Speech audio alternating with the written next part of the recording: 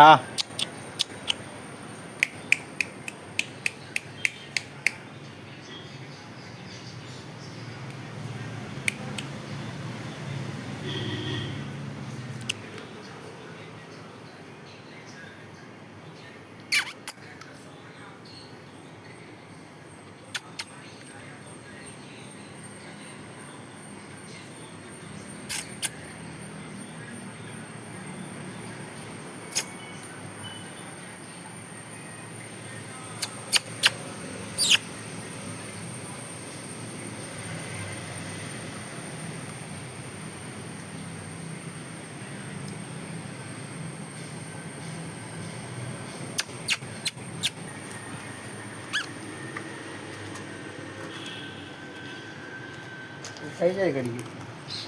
കൈന് കയറ്റി പോവും.